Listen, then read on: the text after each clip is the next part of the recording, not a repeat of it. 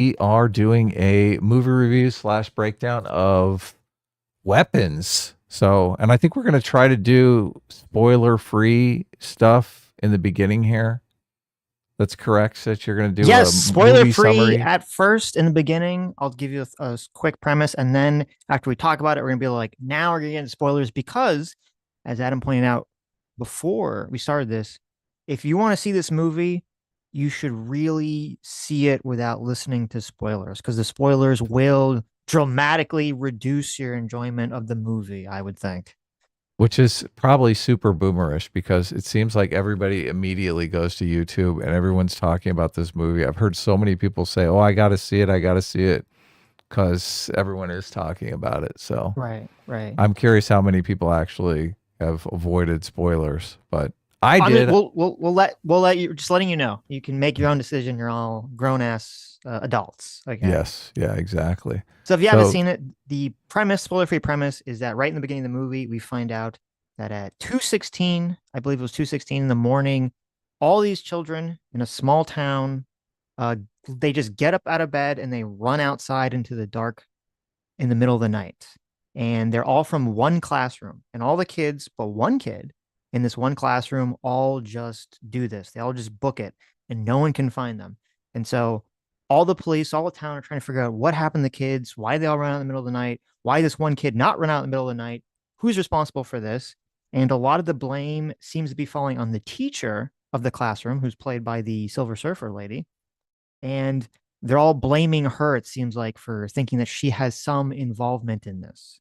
And the story takes place starts a month after this event happens, and it's kind of going over, the teacher's trying to figure out what's happening. One of the kids' fathers is trying to figure out what's happening, and that's where the movie takes off. and she's trying to figure out what's happening. I guess obviously my take was I wasn't bored the whole time. It was engaging, interesting. One of the most refreshing aspects of it, I thought, and this really isn't a spoiler, is so many of the characters are just very active. And Yes. it's strange in movies today, and I wonder if this is just my moral intuitions being older than most people.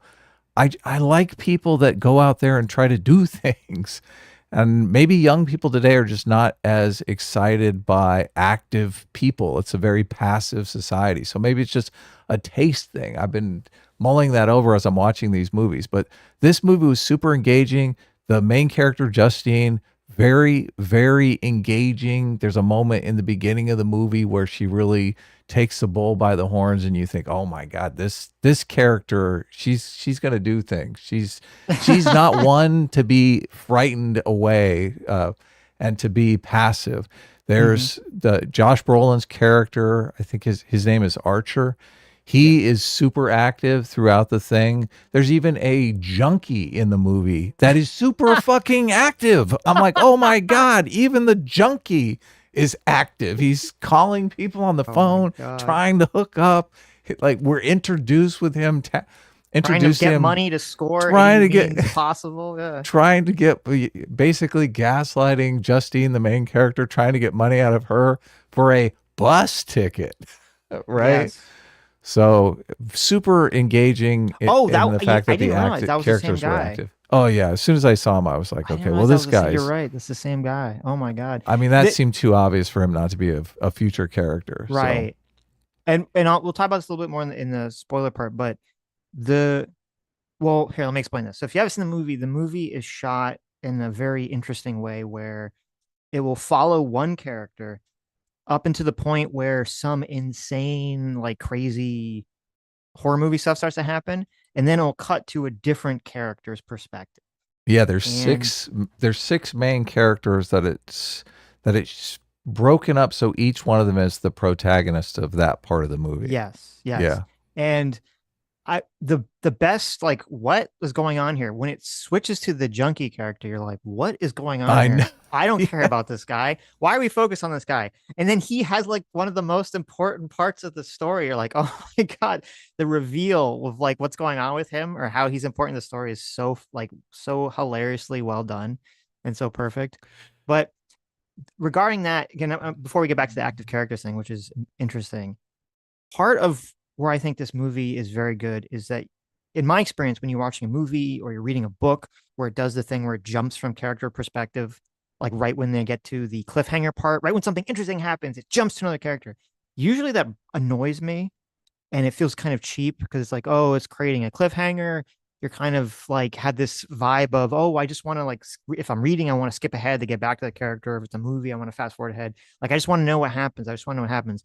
This movie does a very good job with that, where it establishes that every time it jumps to another character, that character's story is going to lead into an intersection with the previous cliffhanger and kind of move the story forward. So you don't feel that desire to like skip ahead to see what happens because you know that this character's story is going to be directly important to the cliffhanger. Yeah, you're jumping to a character story that is intertwined with the story that you just left. And they are very good at doing this in a way that you immediately realize, okay, well, this storyline is going to elucidate the thing that they just did the cliffhanger on. So you're not wondering, oh my God, how long are they going to get back to this? It's like Right. those movies where they jump to some other plot line that you're completely not interested in, and you're kind of forced to watch it as you're waiting to get back to the Yes, storyline that you're really interested in. So exactly.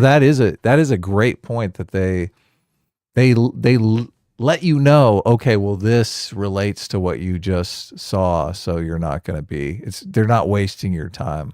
Yes, yeah. Which, I mean, as much as I like Game of Thrones, that sometimes I'd have the issue where you would want to get back to some other character. You were less interested in one character's storyline. So this solves that problem. And Yeah. the active character thing is interesting because I think all the characters except for maybe the cop, I guess, is the least active character, interestingly enough. Yeah.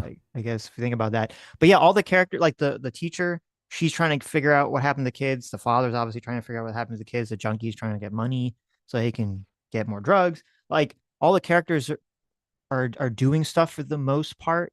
And it is interesting that it feels like nowadays so many of movies or TV shows just have these more passive reactive characters. They're simply reacting to events. They're not pushing the story forward, which is weird because, when I took my script writing classes, I'm sure it's very similar to your, classes and Experience. stuff and Yeah. experiences where they'd be like, that would be rule number one is you got to make your protagonist active. They have to be pushing the story along. There has to be a quest or something they need to do or a goal they need to accomplish, and they are pushing the story forward. They are doing that thing.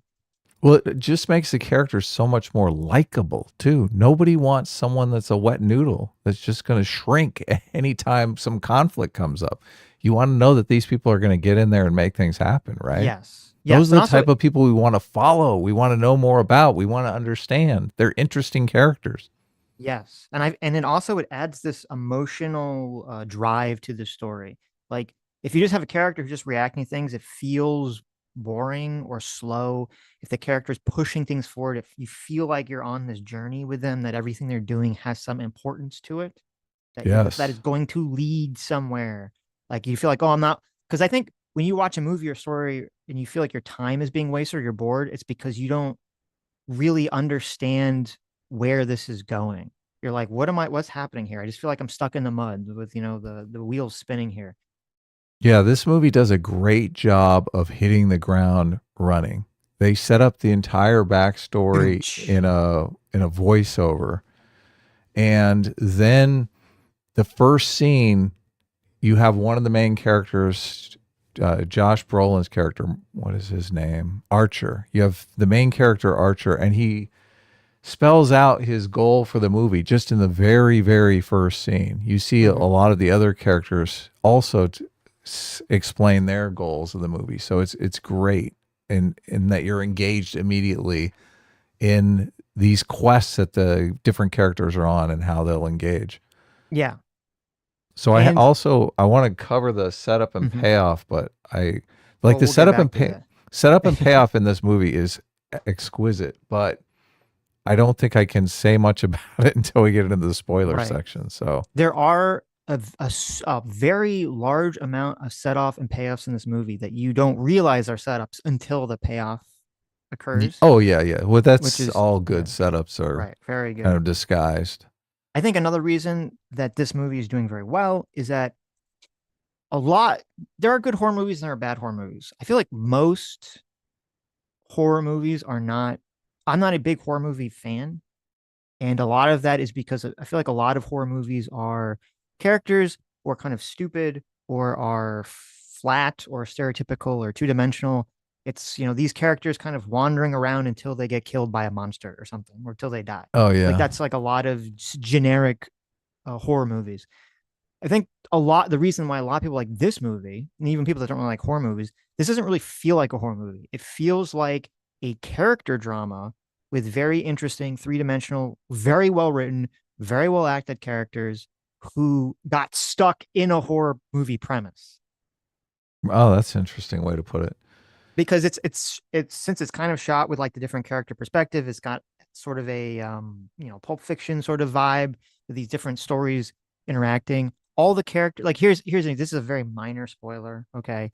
That No, no, I'll no. You can't do a spoil. Come on, let's well, I was going not to talk do a about I spoiler. was going to talk about the character in the beginning, the teacher character. Oh yeah. It's Well, not a plot spoiler. if It's it's just in the about her beginning, it's character. fine. Yeah. Yeah, yeah. Well, no, like just an example of this is they introduce the teacher in the beginning, and she's kind of at first she's like presented as meek. The whole town hates her. They think she's has something to do with the kids being stolen or why they Yeah, ran away in the they middle of the night blame or her. whatever. Yeah, they blame her, even though no one knows how exactly she'd be responsible for this.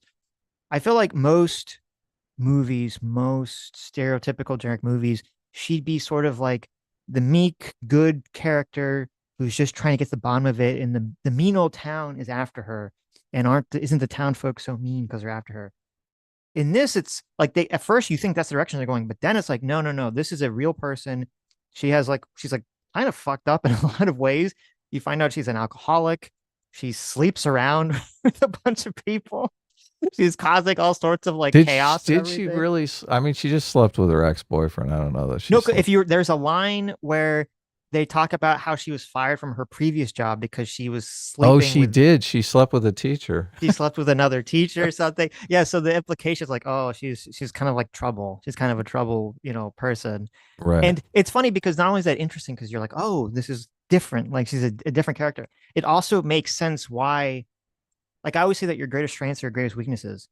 It wouldn't really make sense that the meek, good person is like so determined to figure out what happened to these kids and they would go do anything to solve that mystery, right? It makes more Yeah. sense that kind of the like brusque um problem, Yeah. causer Rule is like breaker. the rule breaker. Yeah, it's like willing to do anything to try to figure out what's going on with these kids, even if what they're doing, you're sort of like, you probably shouldn't be doing that. You shouldn't be doing these things.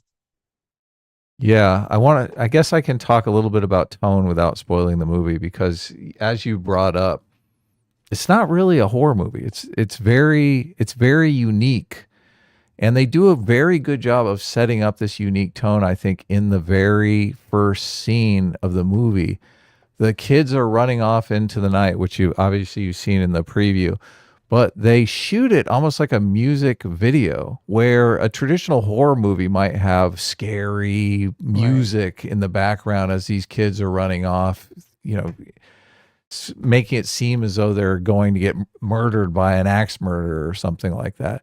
But this is shot with them running off to some melancholy pop song, and it's actually pretty cool. So they did a good job of, I think, subverting the traditional horror movie Mm-hmm. tone with that Right. opening scene to kind of let you know that it is going to be more of a Twin Peaks style character driven drama situation instead of your traditional slasher film. Yes. Yes. 100%. Tone is so important, and the more I watch movies, the more I realize how crucial it is to establish that tone in the first scene. Just like in a song, as soon as you establish a kind of beat, you're establishing a beat for the entire thing. Obviously, there are songs that change radically in the middle of the song, but it's not the norm. Mm-hmm. And movies are kind of the same way. They set up a beat and then stick to it. And I think Yeah, that first scene really establishes that. and they did have there were funny parts in this movie that I mean I saw this in theaters. There were funny parts where everyone laughed, not just the part that everyone's going to think about. We're talking about spoiler, but there were parts throughout the movie that people were laughing that were they felt like natural reactions. Uh, Yeah. to the Look, things that didn't feel like forced Marvel humor or anything. It felt like, oh, okay, like that's a funny thing that would happen to a person. I think Um, oh, go mhm. ahead. I don't want to. Well, I no, th- just with the tone, I agree. The tone, I liked that it didn't, as I said, it didn't feel for the most of the movie doesn't feel like a horror movie. It feels like a character drama that just has, these. It feels like you are watching a TV show because part of what makes I think the movie interesting is that and how well written the characters are is that every character has all these like subtle elements to them where they don't like the movie only shows you a surface level of every character, but it keeps hinting at like all this backstory and like deep interactions that all these characters had with other people. It hints at all those things like the way a real person would be. They'd have all this like weird lore and backstory, and it just kind of hints at it. So they all feel like real people living in a real world that this horrible event happened to. yes. Yeah. And on the humor note, I do think that is a gripe a lot of people have with Marvel, and also it was a gripe that was common with the Superman movie that the humor kind of took you out of the seriousness of the situation. Mm-hmm. And I'm not sure that actually happens here. It seems like some of the stuff there's obviously laughter, but it it doesn't really break the frame of the seriousness of the situation. You're kind of laughing as a objective third party viewer from the audience, but in the situation, people are saying things that seem completely believable, and they would say in that situation, they would do in that situation. So it's not played up for laughs, but it is funny because of the situation, right? Yes, yes. Yeah. And you something that we always talk about is conflict. This obviously this story is riddled by conflict. It's driven by Yes. Yeah. conflict. Everyone's trying to figure out what happened to these kids. So right off the bat, you have, very clear conflict, very clear goal that's motivating the characters. Yes. Yeah. And And conflict on multiple levels aside from the main narrative. yes, yes. Yeah. And the ending, I would say, was mostly satisfying, like 90% satisfying. Hmm. So that's another thing that's a good plus. A lot of times in these mystery horror movies, or just not even horror, but just mystery things, you're like, what's the answer to the question? Is it going to be satisfying? I felt that it was mostly satisfying in this movie.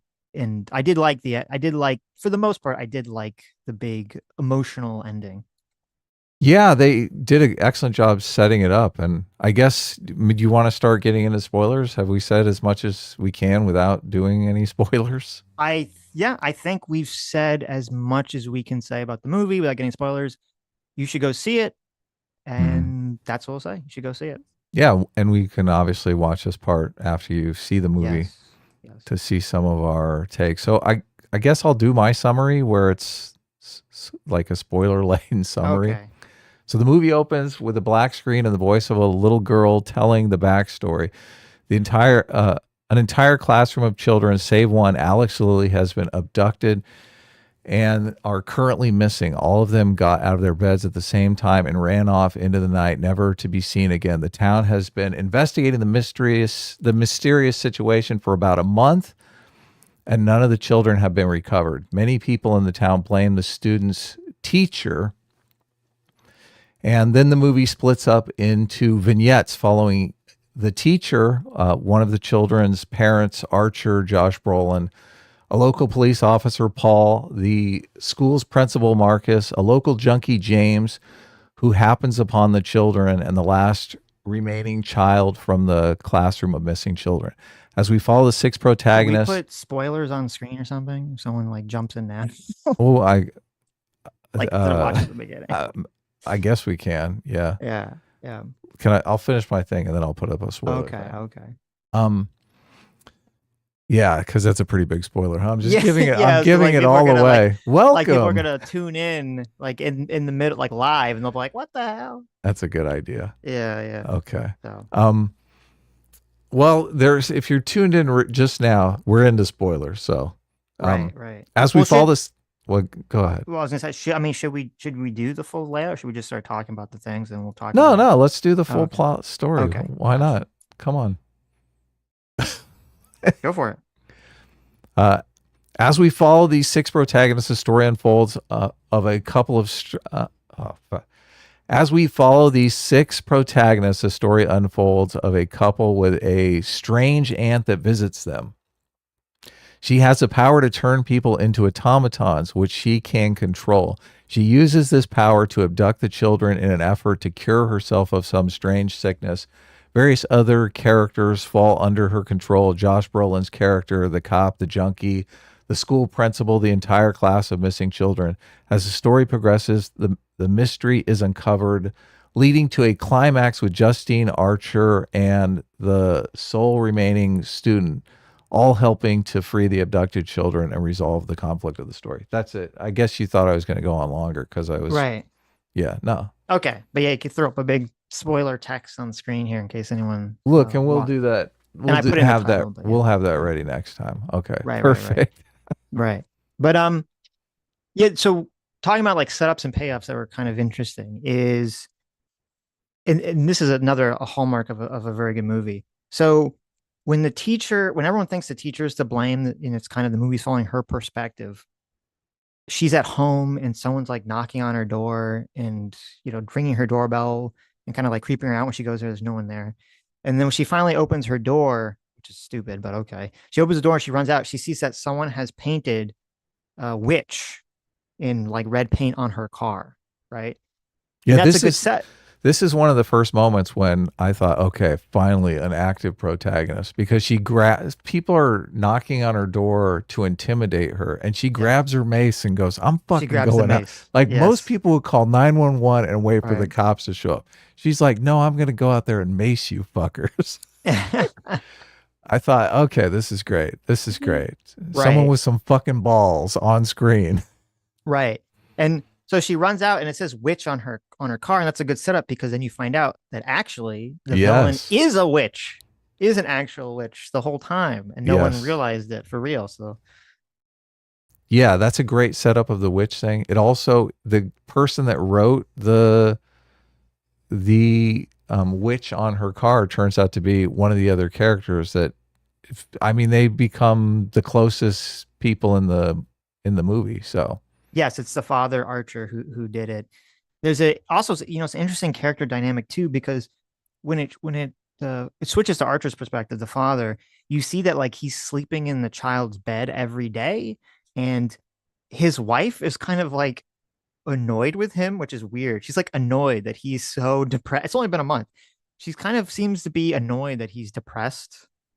I get it. Like you got to do stuff, and shows he goes to work. He's a contractor, and like he's completely dropping the ball and everything.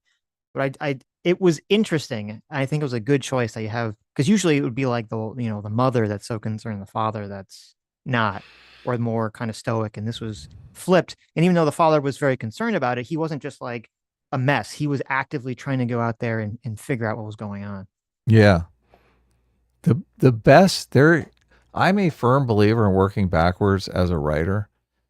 The best scene in the end, and I'm curious because you said there was like 90% fulfilling in the end, so obviously 10% didn't work with you. But there is a scene in the end of the movie where Justine's forced to kill one of the other characters. Right. And it's super compelling because it's the character that she likes as her previous romantic interest. We've seen them fuck in the movies. Right. We've seen her beaming at him. We know that she's really into this guy. So it's so much more tortured if it was just two strangers fighting and she was forced to kill somebody that was a stranger, some zombie trying to attack her. Right. It wouldn't be half as meaningful. But the fact that they went in and did all of those setups, they do the exact same thing with the Josh Brolin character, because they kind of team up to solve this mystery, and then Josh Brolin is possessed and is trying to kill her as well. Right. And the cop killing the cop thing ends up being a setup for that as well, because you're thinking, oh my God, now she's got to kill the guy that we actually like, right? Yes. So you're Yes. sitting there tortured in the fact that she might actually kill Josh Brolin. Mm-hmm. Yeah. She No, that's might it's a she great might way kill Archer. Yeah. of causing that, having a scene where it adds so much more emotional tension away. At the end of this movie, like I was sweating when I came out Yeah. of the movie theater. The end of this movie is very tense. It is very dramatic. I was sitting on the edge of my seat. I was sweating. I was like, "Oh my God, how's this all gonna resolve?" Yeah, yeah. They did a great job of making those scenes super meaningful. We've often Mhm. talked about it in the context of Game of Thrones, how the rivalry between the brothers is so much more interesting than just two strangers engaging in a sword battle. But it is that same exact kind of kind of writing when these characters are engaging. We know the complicated story backstory between them. It's Yes. so much more meaningful. It makes the conflict so much more meaningful. It makes the tension so much stronger. And Yes. all of that I think was a great payoff in the end of the movie. So much of movies are the last 10 minutes of the movie. You know, you're super engaged, you're paying attention to everything, and then the movie slips in the third act, and maybe the movie's not resolved perfectly, or it's resolved in some weird strange way, or it's not even resolved at all, right? You're just jilted by Right. what the movie has done. It's gone from a 5-star movie to a 0-star movie in the course of 5 minutes. So Yes. No, that's this a movie great point. doesn't do that. That's a great point. My 10%, what I would have liked better would be like the post resolution, but I wish there was a little bit more, because like once the story resolves, the movie just like almost ends like 5 seconds later. Like Right. it's over. That is Um completely to my taste. yeah, Adam likes that. That's Obviously, they fine. linger Right, too right. often on movies after the conflict is already resolved. Right. But the actual resolution of the movie is fantastic. Is a huge payoff, both from the plot perspective and emotionally. It was like perfect. The whole movie is like all set up for this resolution, and it works so amazingly well. So that's like a huge A plus, and that is part of what I think why people like the movie so much, what made the movie come together. Because yeah, if they fumble that resolution, then everyone, you just feel like the whole movie just falls apart at that point. Yeah, that's the in the end, there is a scene where the whole theater was just howling with laughter, where all of the kids are chasing after the witch. Yes. And I mean, they're just like banshees running through houses and breaking windows and shit like that. And that's one of the moments that I thought, okay, well, they've set this up so this really is not exaggerated. This is really how it would play out in the world that they've created. Yes. But it is hilarious. You're going, Yes. this is totally funny, but at the same time, it doesn't like there was a particular scene, I think it was in Civil War, where they were quipping and doing Marvel dialogue between one another as they're going into battle to kill a bunch of people. And I just thought, Right. this is so out of place, right? I mean, they're supposed to Yeah. be superheroes. They're going The in to kill these people, and they're just joking around about it. the difference is, like, in a lot of Marvel movies, they'll be in a situation that's serious, and then someone makes Yes, a joke to undercut or to chill the the tension of the seriousness. scene, which Yeah, feels like, from an audience perspective, self-defeating. Where in this, at the end of the movie, it's the people, like, the resolution being funny. First of all, it's set up as you saying, so it all makes sense. It doesn't feel forced. It like completely makes sense how it all plays out, with all the children chasing the witch, through all these fucking houses and shit, like, like terrors, and everyone's laughing, and it feels like the laughter is the resolution to the tension that's been building the entire movie. You have all this yeah. like tension and anxiety has been building the whole movie, and then at least it finally gets resolved with everyone kind of laughing at this funny, not only that funny, but it feels like, oh my God, everyone's like, yes, just desserts, because you fucking hate this witch lady. By the end of this movie, you're like, She's so bad. I I want know. this witch lady to die like horrendously. And you're like, yes, this is so like just desserts, so perfectly done. Oh my God. The sweetest of irony is that, she gets murdered by these children that she's been taking control of the whole time. There is one other scene that I think makes the example of the wrongly done humor in Marvel movies versus the humor in this movie, where the characters are saying things that are believable for the world but are just hilarious. My theater was laughing out loud too when the junkie ended up stabbing the cop with some The needles. face, Okay. And the yes. cop throws him in his car. And the cop turns around very sternly and asks him, "Do you have AIDS?" Which he would ask him, right? Why wouldn't Yes. you? He Yes. stabbed him with a dirty, junky needle, I right? know. It's terrible. And Terrible. and the junkie's response is it's just it's so accurate to a junkie. Yeah. So none of that dialogue seemed stretched or forced or out of place, but still was hilarious, just fucking hilarious. Yes. The So the that one of the got lines big that laughs. that I laughed at, and I think a lot of other people laughed at in the theater was, and it was kind of a resolution of attention, was when Archer the father, he's having that dream. He's Oh having this yes, he's yes. yeah, he's having this like weird dream, which it is interesting because so the father, he's sleeping in the kid's bed, and he has this dream where it's interesting because it's actually like an out of body experience. It's like an astral projection because he gets out of bed and he turns and he sees he's still in bed. So Yes, there's a yeah. lot of lore in this movie I wish would have been expanded. So he gets and he because he gets out of bed, or he astral projects out of bed, and he sees his kid like running out the door. So he's like chases the kid, and then he comes back and his kid runs back into like a reversed version of the house. And so it's the question is like, oh, was he actually communicating with his child in some kind of psychic way? Like is did he like somehow actually project and like find where the child's consciousness was or something? Because then it's very interesting when he's talking to his kid's in bed, he's like asking his kid all these questions, his kid just looking at him blankly, he doesn't talk back. But I don't know if you notice, every time he asks his kid his question, there would be like a weird sound that would play like in response. That was kind of like a No. muffled, watery sound. So it's almost like I was wondering, like, is that the kid trying to respond and he can't because he's like under this spell or something? Didn't And he sees like a huge rifle, right? yes, Assault it's rifle above the house that never really was that I was gonna bring that up in it. Yeah, I was gonna bring that up as one of my. I didn't know what that was supposed to be in a second, but the part and of it this said was funny. 217, so Yes, the part of it that was funny was so after he's having this conversation with his kids, kind of it's like dark because it's night. A light flashes and the kid has the weird like Joker face that you've seen yeah. in the trailer, and the dad wakes up and he goes, "What the fuck?" Yes, yeah. Everyone started laughing. It's such a like a real reaction. I've had that exact reaction where you're like having a nightmare and you wake up and you go, "What?" You just yell, "What the fuck?" Because it's just so startling that you just wake yourself up immediately.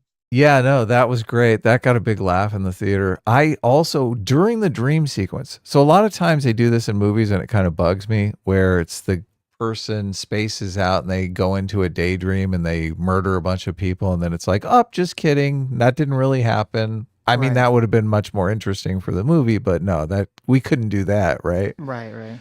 So I generally don't like dream sequences, especially ones that where they're gaslighting me. I'm supposed to think that they're not dreaming, but they really are. Hmm. This movie, I mean, since he did the astral projection thing at the beginning, you know he's dreaming, right? Right. Most of the time, as an audience, you check out because you're like, oh, this doesn't matter, right? He could get killed. It doesn't make any difference.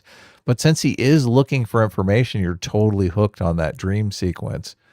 And they do throw a bunch of stuff in there like the M16 assault rifle that you're just like, what? What the fuck? What's that all about, right? Yeah. Well, and also because it's like a horror movie, and at this point in the movie, we don't know what's going on. We all assume it's something mystical because why else would a bunch of kids like Naruto run off into the night? Seems very Yes. bizarre.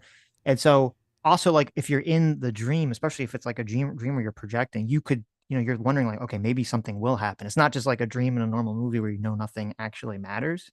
And Yes. yeah, it's weird. Yeah, there's a I don't know what I didn't know what the point of the gun was because it's weird. He's like walking back in the house. He sees a giant floating gun. It says 216, which was the time where the kids, I believe it were was ran up, 217. I think or you're 27. gaslighting me. I'm so Yeah. yeah. Well, no, it was. Oh Was yeah, it it was something like 216? I thought it no, was no, no. It was the children like left their house at 217, but then when you find out like the witch cast a spell at 216. Oh, okay. And I remember because I was talking about this with Sam. We are trying to figure out like what the significance of that was. Because if you remember, her bell had a number 6 on it that she was using to control people. Oh, yeah. And we were like, what is, these numbers mean anything? and you have six on the bell, and then you think, well, six, 666, like the devil number. And then we're like, wait a minute. If the kids actually left, if you did it spell at 216, 216 divided by six is 36. Six times six is 36. So I don't know. It seems like there was some sort of like devil numerology going on, I guess, with the time and everything. It's never, they never go into it whether it's significant or not, if it's just there for like flavor. But yeah, Yeah. it's weird because yeah, he sees the floating gun. It says 217 on it or 216 on it, and I I don't know. Like I didn't really get it. I know the movie's called Weapons, which there's like The ways that you people can, are the weapons, I obviously. guess, but it's kind of like I actually don't know if I like the title Weapons because the plan of the witch is not to get people to be weapons like that. Like she's using them as weapons to accomplish her actual goal. Because her Right. actual goal seems like she's dying or she's really old or something. And this is one of the things I would have liked for them to actually further explain. It's kind of it's pretty unclear what she wants with the people. I'm assuming that so there's a part She's in the movie stealing their life force. we're all going to assume that she's stealing their life force for their use. There's a part in the story where she's trying to make up a lie to the principal, and she says that the father has consumption, and he's like, "What the fuck are you like consumption? Like no one has used the word consumption, in like 100 years, right? Like Yeah, that's a good that's like clue. yeah, that's like a really old uh you know uh illness that you get, which I think is like tuberculosis or something that you would make you get consumption. It, I'm yeah, not sure, but yeah, it was some like it was it's like old timey. We're supposed to think she's 100 years old, right. So we're which supposed to think, okay, this lady's like super fucking old or whatever. So we assume that she's stealing the youth away from people. But my only issue with it, which I'm fine with, my only issue with that is there needed to be more indication of that. Like she didn't look that much younger when she had the children. Like it didn't we didn't see like, oh, look, she looks a little less wrinkly or looks a little bit more put together. she was in good health though. That's the thing. It did cure I mean, her ailment. she She was on she her was moving deathbed when she around. first showed up. Yeah, when she first shows up, they think she's like not. And then now she seems like she's moving around and everything, but she still looks like shit. I think it would have been a lot better if they made her look not as horrible. You just so you'd be like, oh, okay, like you can visually see that she is absorbing their energy or their youth. And then I don't know, the kids, like maybe they should have like a little bit of white hair or something, like something to just kind of you don't have to have like to me, I don't need the scene where she's like sucking their life force, but like I would have just liked if there was some aftermath visual indication of that we would see and be like, oh, that makes sense. Or when they go in the basement where the kids are, like there should be all these like runes and shit on the floor. Like you see there's like a spell being cast with them. I liked the fact that so Josh Brolin's character Archer was only under the spell for a short period of time. And once it was broken on him, he seemed to be totally fine. Yes. The kids who were under the spell for a month and the parents who were under the spell for even longer, they're kind of still fucked up, Right. which I really liked that aspect of it because I thought, oh my God, if these kids completely snap back to normal like Josh Brolin did after being in this catatonic state for a month, that's just completely unbelievable. Completely unbelievable. So Right. they did a good job of not going there. The kids were messed up, the parents were messed up. The people who Yeah. were under for a short period of time were not messed up. Yeah. No, that was good. And because the implication that I got from that is it was just that being in that state for so long is what fucks them up. It's not Yeah, that exactly. there's some residual effect of the spell or something. Now you listen, you could nitpick. You could say that no one could have ever survived like that. Like, because they don't even blink. That's why their eyes are like all bloodshot. I'm pretty sure if you don't blink for a month, you would just go blind. I don't think Yeah. you could see. And also the fact that they're just like standing, like I'm pretty sure your body, I don't know if you could just stand in place for a month without dying. I'm pretty sure your body would give out at some point. Right. So, but whatever, those are just little nitpicks. It's fine. It's fine for like the horror movie perspective. They're making the whole thing creepy. So I did like for the most part the way that the people under the possession are portrayed and everything. Yeah, the animated people are super spooky, so it does add a lot to the movie. Yes, yes. I remember the scene. So when the teacher pulls up to the house, so the teacher is like keeps hounding this. She wants to ask this kid, the one kid who's there. She wants to ask the one kid who's there, like, questions, because she thinks that he must know something or somehow be some key element to this puzzle.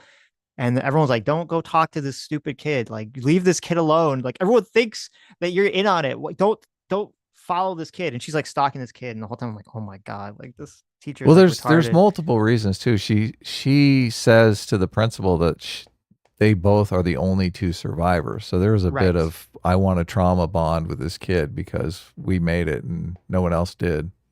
Yeah, that's true too. Though I kind of interpreted her as kind of like bullshitting, but maybe that was Right. legitimate. Maybe it was real. But then she goes to the kid's house and like there's like newspapers all over the windows, and she looks inside and she sees the parents like catatonic on the couch and everything. Um and when she like falls asleep outside the house and the door like fucking opens and the mom like walks out like super fucking creepy with the giant scissors. And that, I mean, that was like a really well done scene because it's like one of those things where it's hard to tell if something's going to be interpreted as like scary or funny. And it was like perfectly on that line where like, because what they're doing in It like was a different context. terrifying. Yeah, because what they're It doing in was different totally contexts, terrifying. because what they're doing in different contexts would be funny because the way they're moving is so silly. But like in the context of the scene, it is so fucking creepy. Like when she walks out of the dark house, like the way it's shot, and she's got the big scissors and her body's like walking all janky. And then like when she's like it's funny because like you can what you know after the fact is like she's sent out to go find the woman, and I don't know if they knew that the car was there. Maybe she did because she looked like she was kind of going to like go further, and then she just sees the woman there and was like, "Oh, she's like right here," and you before you know what's going on, you see like she's like looking in the window, and I'm wondering like she's gonna break the window, whatever. You see she walks off camera, and you just hear the sound of the door opening because she left the doors open, and everyone in the theater went, "Oh my god!" Yeah, She left this the doors open in the car. What are you doing? she didn't even lock the doors. I know that's insane. Oh, As it's soon like, as you heard the woman get in the car, you were like, "Oh my god, and that, fucking yes, it was what so the well shot. fuck?" You just hear the door open. You hear the car shifts from the weight of her getting in the car and everything. So fantastically done scene. So creepy. Yeah, great stuff. All the performances were really well. I thought the music cues were good. Hmm. Setup and payoff was good all the way through. I've got a couple more notes, but I think we've pretty much explored everything I've wanted to talk about. Yeah, and I mean just all the little character interactions, the whole thing with the police officer, he's cheating on his wife with his ex, and then you find out that the dad is like the police. There's like so many like it's so again, what makes the movie work is that all the characters have all this like lore. They all feel like real people, and the movie just gives you like little tiny bits. Like it gives you just enough for most of the characters to kind of get a window into their life, see what's going on. You end on an up note too, because the really likable characters survive, and the characters that actually die, they have enough setups that they're not really likable characters. So you do You don't like feel the like what are you, moral a homophobe? justice has been served. What's that? You a homophobe? Oh, I guess you're right. I guess he gets. Look at me. Both the gay guys get killed. You're right. You're right. Well, Another I was thinking more in terms of the end of the movie. So right. the end of the movie I would separate from the midpoint. You're right. At the midpoint, when things pick up, the two gay guys get axed. But I think you're supposed to feel horrified at that point in the movie. Right. If you went out, like think of the experience of leaving the theater if Josh Brolin and Justine both get killed, No, right? completely different feeling. Yeah. Yeah, exactly. Right. So I think that's the difference between the gay guys getting axed at the midpoint and the end of the movie. What You know, no mhm. one that you want to survive dies. Was that It's like it is a happy ending. I mean, not a it's a bittersweet ending. right. So usually That's another thing I always hate in horror movies where it's like, and then the end is everyone dies and the monster lives. And I'm like, Hmm. oh, those are And the they worst they endings. did milk for a sequel. Yeah. Um, was that a okay? Was this is only half a troll question? Mhm. Is this a weird commentary on LGBT domestic abuse rates? Oh my God. I don't think so. I mean, you have the gay couple. You know, one kills the other guy in this horrifying fucking way, in some sort of domestic abuse situation, right? That's always the meme. You know, there's a very high rate of. I mean, I guess it's specifically among lesbians, not gay men, but Well, this was the most realistic depiction of a gay relationship on screen for the last 10 years, I think. So maybe the domestic. It's funny because that this couple is, you would never suspect this couple was involved in domestic abuse. no. I'll say it's interesting to me. I watched Critical Drinker's review of this movie, and all of the Critical Drinker haters would assume that obviously Critical Drinker would bring up the fact that there's a prominent gay couple in the movie. Not only that, it's dudes, right? And he's one of the protagonists of his vignette. So Hmm. obviously Critical Drinker is going to lose his mind over that, right? Oh my Right. God, this movie's woke. There's a gay couple on screen. Oh, they're eating hot dogs together. Holy shit. I did Which think that was they weird. actually are eating hot dogs I was together. like, So. is this like a joke? You have the gay guys have like this giant platter of hot dogs. What's happening? But of course he didn't mention it. Right. I thought it was interesting because finally there is a depiction of a gay couple that is not shoehorned into the story for some LGBT acceptance reason. Right. It's totally logical. It totally goes with the story. He's in a traditionally feminine profession, teaching. Right? He's a principal. He's in a gay relationship. So it just all of it Hmm. seemed completely appropriate to the narrative. The first time he's on screen, you don't know he's gay. You don't know he's gay until you see him at home with his. His Well, husband, yeah. actually, you see him at the store shopping with his gay Husband, yeah. husband. Yeah. Right. So they don't open with, "Oh my God, this is gay. Look, a gay kiss." It's Well, Hollywood. Get you know, used to it, this is chuds. kind this is kind of interesting. I'm thinking about it. Did they make that character gay just because if he wasn't gay, if he was straight Hmm. and he killed his wife, it would have been like, would that have been Oh, more like interesting. emotionally traumatic to the audience to Interesting. watch a man like beat a woman to death like that? Interesting. I want. Yeah, that would be interesting to see if in earlier drafts it was his wife. People be like, "Oh, that's like too brutal," and not because It it is wouldn't be brutal. less. I mean, Well, no, it's horrific. It it wouldn't. It's not less brutal because he's gay. I feel like it's always less brutal because we unfortunately. I guess it's just kind of evolutionarily. We view men as more disposable. So, you know, having a man kill a man, I think people register differently than having a man kill a woman, especially if it's his wife. if the principal was a woman and she murdered her husband, That's how they would have to do it. Because I yeah, don't think they would have but them then come it would in. seem too girl boss, obviously, unless she Well, I had mean, a she's completely possessed by evil magic. It's kind of like yeah, but it's good, you still, know. if you You'd be there is like, a is her skull scene. thick enough to do that? There is a scene, another scene that we missed that people were laughing about. Mhm. Josh Brolin is just twice as big as the junkie. So the Yes. junkie keeps trying to get Josh, and When he's possessed, yeah. when he's possessed, yes. But he's just making mincemeat of him because he's so tiny. The scene with the wife killing her husband could be the same I thing, guess you're right. right? That wouldn't. Yeah. He would Well, I mean, just be tossing yeah, her all over the place, be like, "Whoa, right, honey, fuck." right. Unless it's just, well, they'd have to do the scene differently, where she's like, you know, Yeah. is able to get him in some more realistic way, I guess. But It was good. They did a good job. They did a good job with the.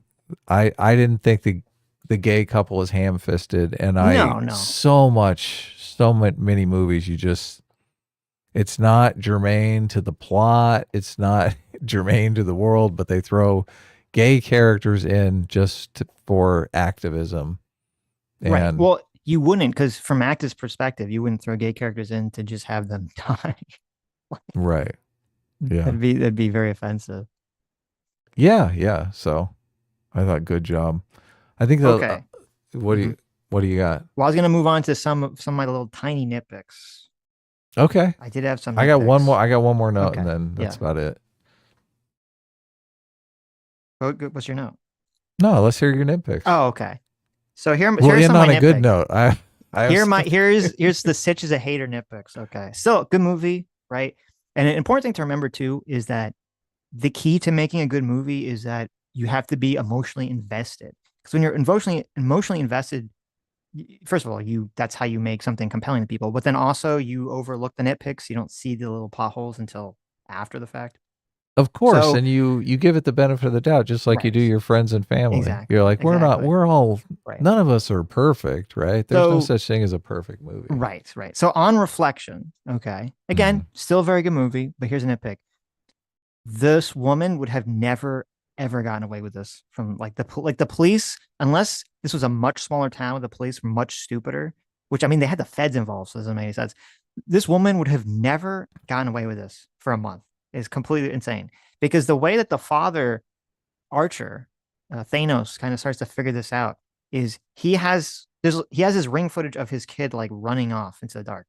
So he goes and they're running a straight line. So he goes and he gets a map of the city and he draws a straight line. Then he goes to some other person that their kid ran away. And at first the mother's like, "No, I'm not gonna let you come into my house and look at the ring footage, you creepy man." And that's kind of funny because he just Which is waits to the ridiculous. That was totally ridiculous.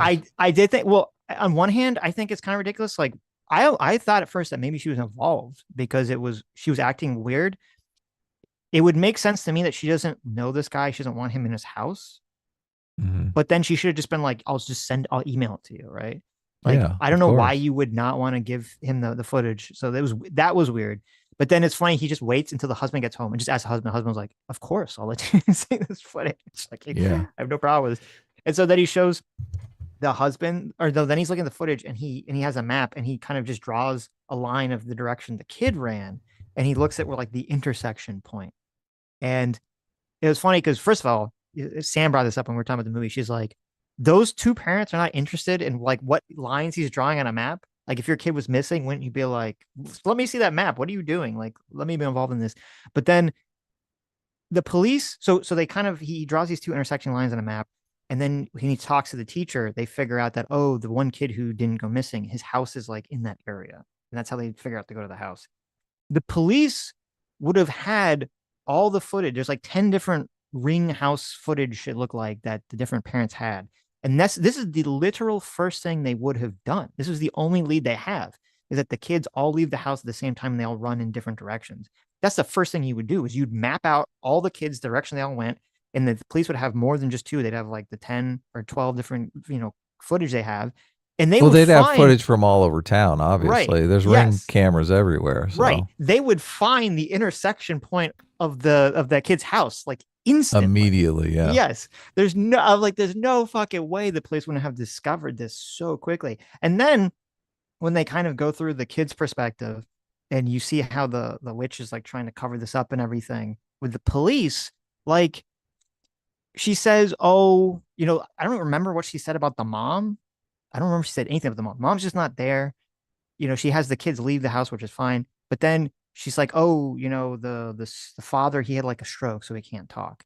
And I'm like, that wouldn't work because first of all, people would They they'd would be have like, "Are there any records of the medical stroke. records of Yeah. this?" Yes, but then also this is a huge national story. Did this couple, they don't have any other family members, they don't have parents, they don't have a brother, sister, other like real aunts or uncles or whatever, who would be like, "What do you mean my family member had a stroke and can't talk?" Or they don't have any friends in the town. They're like, "What do you mean they had a stroke? That's crazy." Like, it just feels like it would have been so impossible for this lady to cover up this insanely like high profile case. I totally agree with everything you're saying. They do the best that they can covering it up. I mean, you're realizing this is going on in the movie, so they do come in and try to sweep a little where Yes. Yes. they show you that they cleaned up the house and that the police have already been there and thoroughly interrogated them and investigated them. So to give Mhm. you some semblance of the cops did do their due diligence and ruled them out. But Yeah. I agree, FBI would put people outside the house immediately. They'd Yes, be they'd like, stake out that house and be like, they "Why are they would, putting yeah, newspaper on the exactly. windows?" Like, it's so suspect, right? Yeah. But So no, but again, nitpick. I like the movie. It's a good movie, but that is a plot hole. It's like, that would have and also because her plan is so risky that she's taking all these children at once as opposed to taking them one at a time from different places, different locations, yeah. in different ways or something.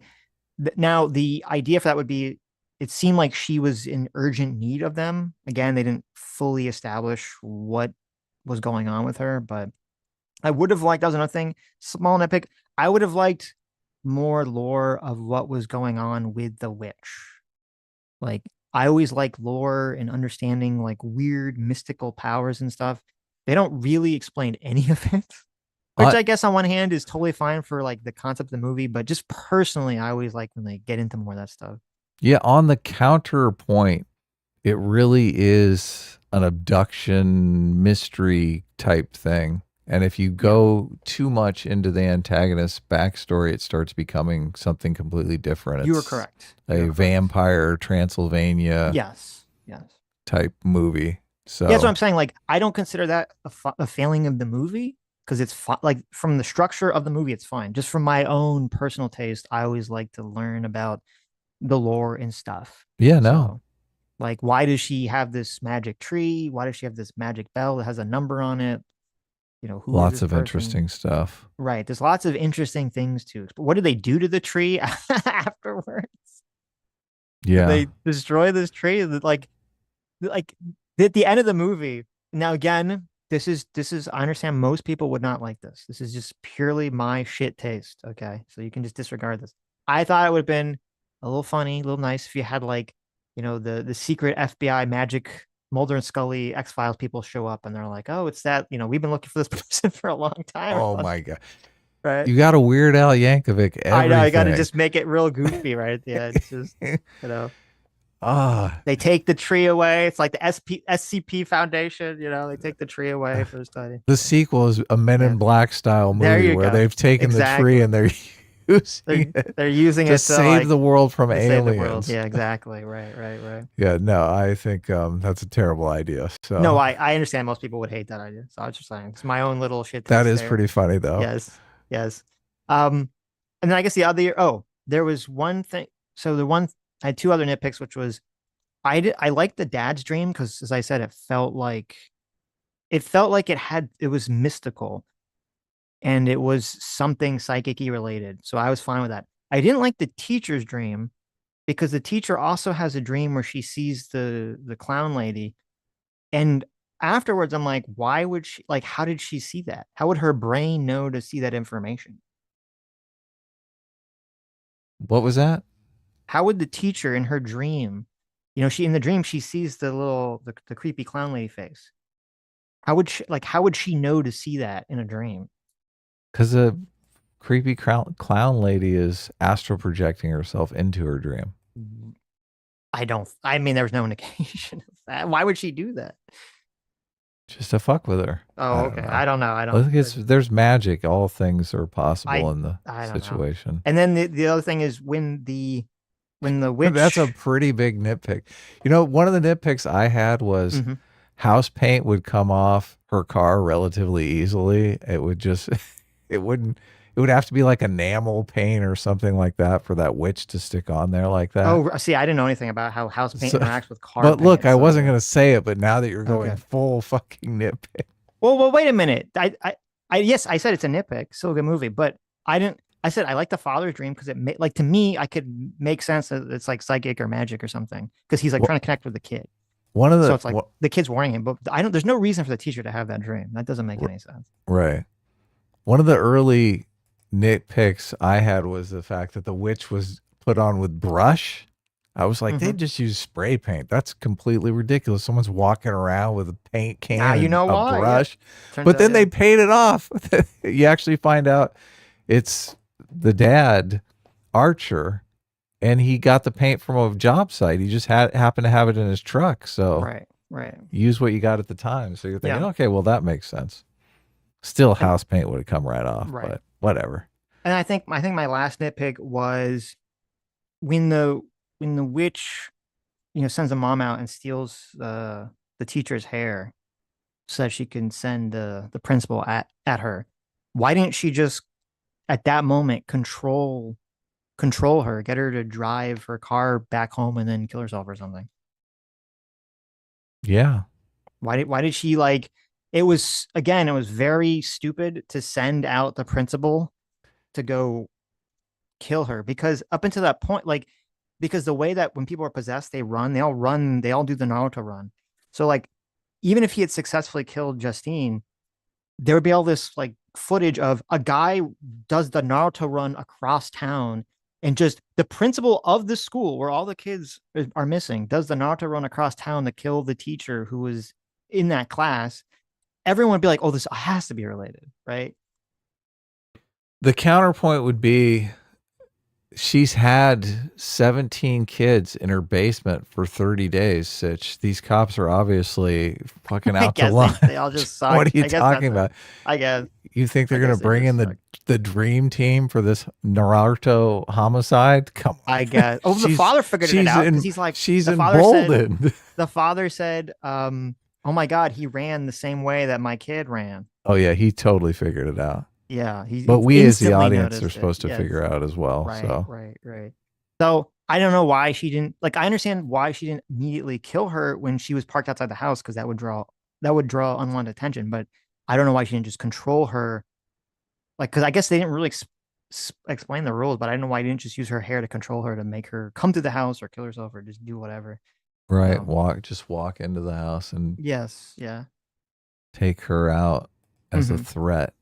I mean, she Mm-hmm. walked straight into the gay guy's house and had to do it on the fly right there in front of him.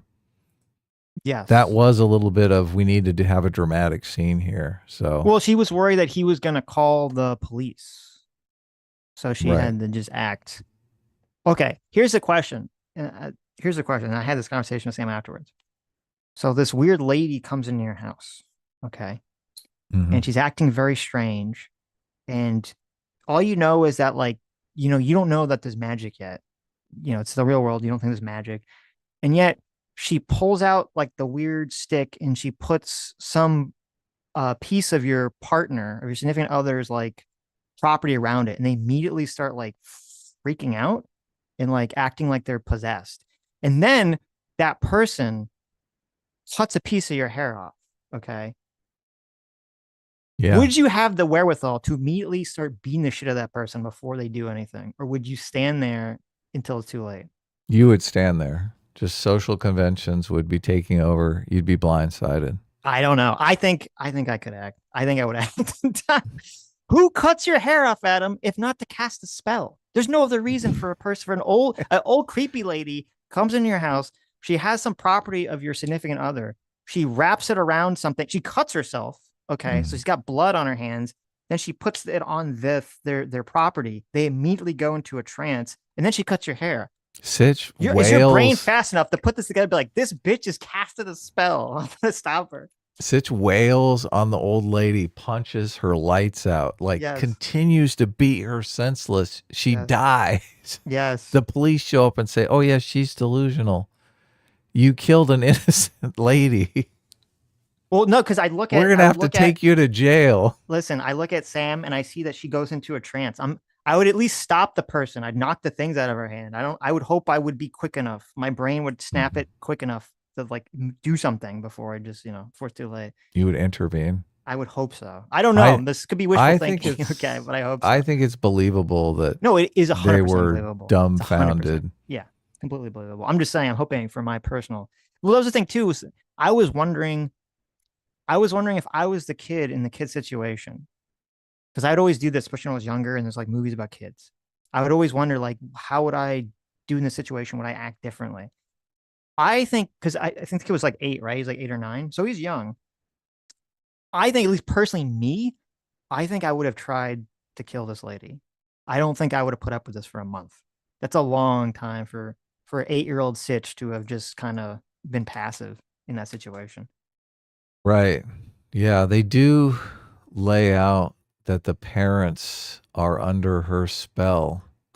And the thing that I would be asking myself is, if I kill her, do my parents not Snap return to out of it. normal? Yeah. Right, See, I'm right. just he's trying to get his parents back to normal the whole time. So, Yes.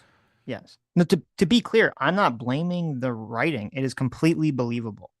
Okay, completely believable, makes sense.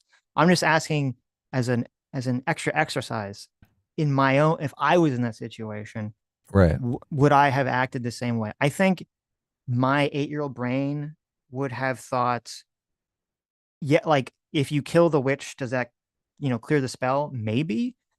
I would have begin to think that this woman That's is a not. big fucking risk. Both your It is a big parents. risk, but I also would have been, to me, it would have been Ask very your mom and dad clear. what they think of you engaging in this plan. That would be an interesting question, right? Yeah, I'm that would be sure an they'd interesting say, question. "Fuck you.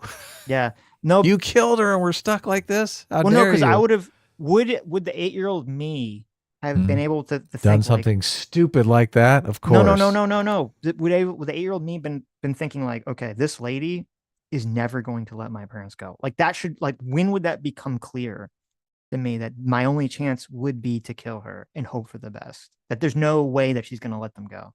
Right. 8-year-olds are pretty easy to gaslight, so probably keep Maybe, them going for a while. maybe. I mean, if she was leaving herself way open for attack. So if he could just have that decision, I think he could have taken her out easily with a baseball bat, when her back was turned, and just stab her in the throat or something. Right. Or listen, it's 2025. Okay, the kids all have Amazon nowadays. I don't know what kind of crazy weapons you can order on Amazon.com that you could get sent to like an Amazon locker in town that he could just pick up and like, And you just have know, them delivered. yeah, like he could just. I mean, seemed like she was not. That lady was completely not interested in anything. Like the fucking drug addict breaks into the house and she's just like doesn't give a fuck. Like, or she's just out of it. I don't know which. Maybe she's sleeping during the day. Very unclear. She's But taking a nap. yeah, She was you doing the get. blood transfusion with the kids. Listen. This is what you got to teach your children. Okay, if the whichever comes and possesses you, got to teach your kids. You got to go on their phone. They got to get an Amazon locker set up somewhere near the bus. Where the bus stops, and they got to get weapons from Amazon sent to that Amazon locker. They got to come home and they got to be like Home Alone, Kevin McAllister, but with like crossbows and tasers and whatever things you can buy off Amazon to take out that witch. I would be happy if people today would just teach their kids to have a conversation with another human being. Well, That you would could do be that, I that would guess. be good. That's true too. Yeah, but I don't Teaching know them if about the witch. I don't think it would have worked though, because any person that he would have told would have instantly not believed him, probably. And then they would have stupidly confronted the witch, and then she would have controlled them, and then she would have done something horrible to the parents as punishment. Right. So I'm not sure telling anyone would have been a smart move. Well, I just meant people in general need to learn to Right. communicate with other human beings Well, that's true. That is other always than true. via text. That is always true. Right. I mean, he could text 911, right? Help me. Anyway, Well, I guess actually, yeah, and I didn't even think about this as another nitpick, but it's fine. Again, good movie, great movie, still fine. And so many movies, I feel like now premises of movies are completely ruined by modern technology because now everyone has a smartphone. Like he could just film all those kids in the basement yeah. and send that video to the police. And in the middle of the night, the police like break into the place, like a SWAT team, come in and, just grab the kids and take out the old lady, I guess. Yeah. It's a shame he didn't do that. Yeah, that's true. The That's movie could have true. been over in 15 minutes. The house should have ended. There He you go. just Yeah. would have done that. Right. How do you get around Whatever. that as a writer when you realize, "Oh yeah, this would just end the movie." Yes. Like we need him to have a phobia of video recording devices. It's fine. I just thought since I just thought of it now, like a week after seeing the movie, it's totally fine. I feel like smartphones ruin the plot of 90% of movies nowadays because everyone could just, film everything, communicate everything. It's fine. Not a big deal. Right. And all these movies, all these horror movies, cabin in the woods style movies, they have to get the cell phones out of the way immediately. Yes. So there has to be some device in Well, the usually movie. it's like there's no service because they're so far I away know, or but it's so something. Yeah. cliche, and it's just, I don't want to see that scene anymore. I really don't. But we It's have fun. to have it. Modern technology ruins everything, That's true. even What the if in the movies. beginning of the movie the parents are like there's just some line about how they're like we're not raising our children on devices like all those other monsters, right? It would be so I know. ham-fisted. I It would know, I just know, I know. be, why I'm does sort this of have to joking. be in here? Yes. It's It's better just to make the movie as engaging as humanly so you possible. just don't And think about it. Yeah. well, so people, once they do think about it a week They don't care. later, they, It's fine. they let it go. They Yeah. just let it go. There's obviously, I love the movie The Matrix, but The Matrix is just, the whole central premise of it is farcical. But Right. what are you going to do? It's I still a know. great movie, right? Why, yeah, you mean that like there's no reason for the robots to use Oh, of human course. as Yes. opposed to Yeah. like any other Of power course. source? Yeah, Yeah. exactly. Right, right, right. Yes. Yeah. That part, that giant part that the whole universe is based on. Right. Doesn't make Yes. any sense. Yeah, sure, sure, sure, sure. But we forgive it because we like these movies. If even if she came out with some sort of jamming device that No, couldn't, that'd be stupid. yeah, That'd be you'd be stupid. like, it's completely out of. Right. I mean, I guess they could have done it if it was in the witch's realm, if she could set up cast some spell where all video cameras went No, out. no, no. It would have been better to just, as I said, if they really felt compelled to just be like, you just establish some background line that the parents just don't, let the kid have a smartphone or anything. I mean, you could have, that would have been an interesting way to deal with it. You could have had Josh Brolin trying to videotape the house and the videotape just being Just doesn't snow. work. Yeah. You could have done Hmm. something like that. And then you could make your nitpick a week later. Right. And yeah, that's true. And he'd be like, when they just never And then explain it. So you just then she just assume. casts a spell. Yeah, exactly. Well, it was weird because like in Josh Brolin's dream, when he sees like the gun that floats above the house, which I guess is still unclear to me what the point of Yeah. that was.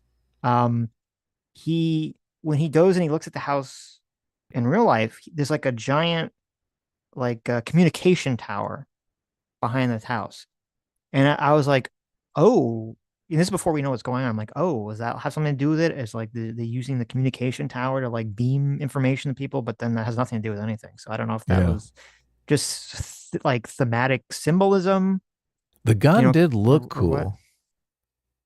Yeah, I'm not sure what Yeah. the point of the gun was, Yeah. I'm e- not sure either. except to make him look up and in the direction of like to look at the direction of the kid ran or something. Maybe I don't know. Maybe this doesn't apply. My last note is just on the length of time spent with the characters.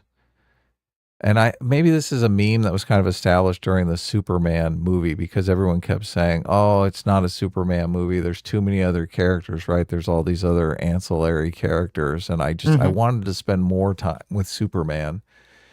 And this movie really made me think it's really not the length of time that you spend with the characters. It's the quality of time that you That's spend with the such a characters. great point. Holy Yeah, shit, that is a because fantastic point. there are these six protagonists. Basically, you've got six mini movies here, and each one of them is completely engaging. Each of the characters is completely engaging. I mean, you're along for the ride. And I think with Superman, there were some of the ancillary characters were way more interesting than Superman's storyline. And it wasn't we didn't have enough time with Superman. It's just the quality of time we spent with Superman was lackluster compared to some of these other background characters. So I do think first time writers can often think, oh, people will like my character because they spend so much time with them, and No, that's not the case at all. That's not the right. case at Even all. though So Superman was by James Gunn, not a first time writer, but yes, I understand. right, But no, this would be a good movie. Weapons would be a good movie if you're interested in storytelling. This would be a very good movie to analyze, to say, okay, how is it that you spend 20 minutes a pop or whatever with each character, and yet the characters are written so well that it that matters. Yeah, that 20 minutes really gives you a lot of information. And as I said, part of to me what was so impressive is there's so much like information that you can gleam implicitly through other actions of like what's going on in the story. That's not directly spelled out for us, the audience. That really adds so much depth to the character. When the cop sits down with Justine to have a beer before they actually end up hooking up, his finger is injured and she Yeah. asks about the injury. That's the finger that he gets stabbed by the junkie's needle with later in the Right. movie. So it's just Right. it's little things like that that make. Or even like when she sits down with her ex-boyfriend and they end up like having sex. You Mhm. first think like, oh, he's just like he just got drunk and had sex. And then you see his wife is like, attacking her and everything. And then you Yeah. find out like it's like 10 times worse because he was a recovering alcoholic. Right. Yeah. And so that like adds up, you're like, holy shit. Like it completely changes a lot of that interaction when you learn that information. And And then his like all boss this, is his future father-in-law. Oh yeah, my like, God. oh They God, yeah. ratchet the tension up so much. His father-in-law is the police chief, and just once like the wife finds out that he cheated on her, the only interaction is you see he walks by and he looks out the office and gives him like the death glare. Oh, I know. I was like, that's and then he immediately leaves the police station. I was like, that's so perfect. Yeah. No blow up. He just like, I gotta get the fuck out of here. Yeah, see? And by the end of the movie, you don't mind that he gets a bullet to the head, right? He's kind of like he's kind of an asshole, and we don't. That's the only thing we don't really know why he's having this like relationship problems with his wife, He who's seemed more attractive than or at least she had bigger tits it, than Justine. his wife is out of town. First of all, they're engaged to be married. I think they're planning a wedding. His wife Yeah, is out of town. He goes out with Justine and he tells Justine, "We're not happening right now." Because yeah, she he asks about lies. his, yeah. Yes. He says, "We're not happening right now." The woman that he's planning to marry, he says, "We're not happening right now." What a Hmm. fucking liar. What a, Yeah. Well, when she's talking to him on the phone, and she's not talking about him, she's not nagging him. She's just talking about him, like about normal stuff about playing the wedding. He Mhm. seems so like annoyed and like over the conversation. So he Right. obviously doesn't want to be married to this person for some reason. Oh, yeah, yeah, yeah. It's interesting that all that happens after the date and the hooking up with Justine happens after he has the interaction with the junkie where he's The first accidentally time. stabbed by the junkie's needle. Yeah. Right. And Right. ends up punching him in the face and knocking him out. It's all recorded on the dash cam and he's scared. Hmm. It's going to get out. He's going to get in trouble. So Right. Right. he's just had a super fucked up day. And that's why he has this Yeah, that's true too. indiscretion. Yeah. Right. Right. Driving him to it. They do a good job of setting that up as well. So Was the phone call with his wife before or after the interaction with the junkie? I don't remember. I think it was Yeah. before, because if it was after, then it would make more sense why he's distracted. But I think it was before because it kind of establishes like, oh, this guy does not Yeah. have a The good relationship relationship. with his wife to be for some reason. Yes. Great movie. Ignore my nitpicks. Hmm. The character interactions are very good. This is a movie for writers to analyze closely to figure out how to be better writers. Yes. Yeah. And don't listen to any of this until you see the movie and It's a little then late for that, yeah. but yeah. And then Even come if you back. listen to all this stuff and you've been spoiled, still just from an analytical perspective, go into it, watch it. I had the entire ending of Ender's Game spoiled to me before I read the book. Still one of my favorite books. Oh, okay. So sometimes it doesn't matter. I think we got a couple of super chats, so We do. C.S. let's Patrick, thanks see. so much for the $5. Says the most realistic bit of the movie is when Archer asks the mom to see her ring footage and she says no. So Archer goes and finds the dad to ask. Yes. Yeah.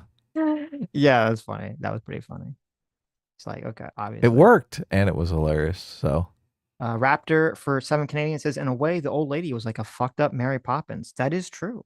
very She definitely much. was. Yeah.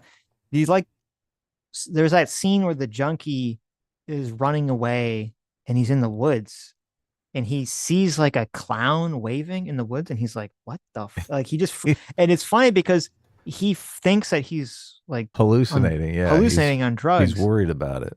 Right. And I don't remember if at that scene in the movie, if we'd already seen the woman or not to realize that he was only half hallucinating. Because I'm assuming she was actually there, but just he was on drugs. So then it kind of distorted his visual information of the world. Because she does look kind of like a clown in that whole getup. Maybe so. So All right. You know what you want to talk about next week? we have a couple choices. There's obviously the Alien TV show that Did you people say is watch very it? good. I have not watched it yet, no. Okay. Or there's what I don't know if you want to spoil it, what you sent me.